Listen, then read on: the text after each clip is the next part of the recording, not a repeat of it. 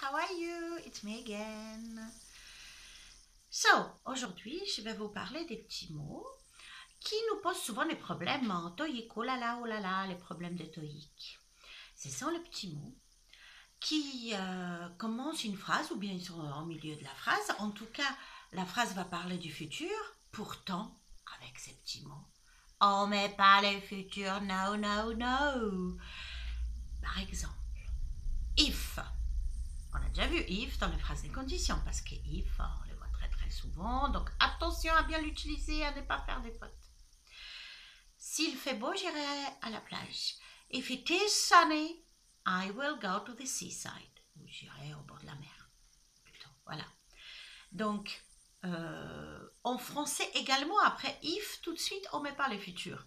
Donc, if, vous ne faites pas beaucoup d'erreurs. Parce que quand même, vous aimez bien traduire et penser un petit peu à la française. Mais bon, c'est un peu normal pour les gens qui sont adultes d'essayer de tout comprendre à la française. Voilà, pour les français adultes.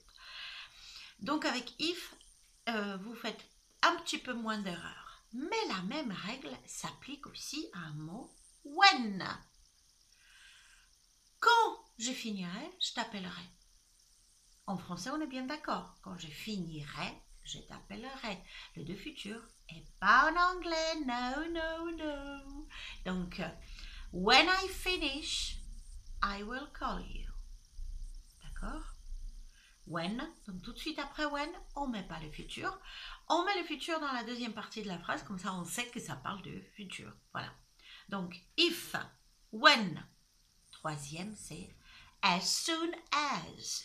Vous connaissez tous as soon as possible, as soon as I can.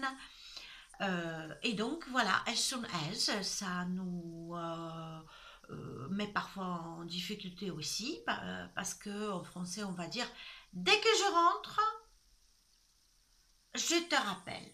Ou dès que je rentrerai, je te rappellerai. Bon, voilà. As soon as I get back, I will call you.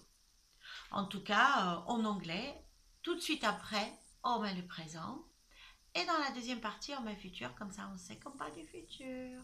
Donc n'oubliez pas, après if, après when, après as soon as, tout de suite après, no future.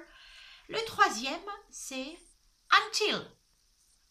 Until, jusqu'à ce que, pas avant. Pareil, tout de suite après ce petit mot-là, on n'a pas le droit de mettre le futur. I can't call you until I finish this project. Je ne peux pas t'appeler avant de finir ce projet. Donc, ça sous-entend quand même que dans le futur, je finirai le projet, puis je t'appellerai. Mais n'oubliez pas, on ne met jamais le futur après until également, ok? If, when, as soon as, until, never future. Et le cinquième, pardon, c'est by the time. Au moment où. By the time you can... Non, plutôt, pardon. By the time you get back, you will call me. Au moment où tu rentreras, tu m'appelleras. Ok? Or by the time I get back, I will call you. Donc voilà, on a vu nos 5 mots.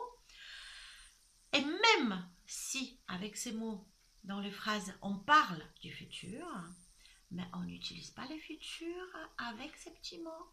If, when, until, as soon as, by the time, ok? If, when, as soon as, until, by the time. C'est 5 mots après lesquels on ne peut pas mettre le futur.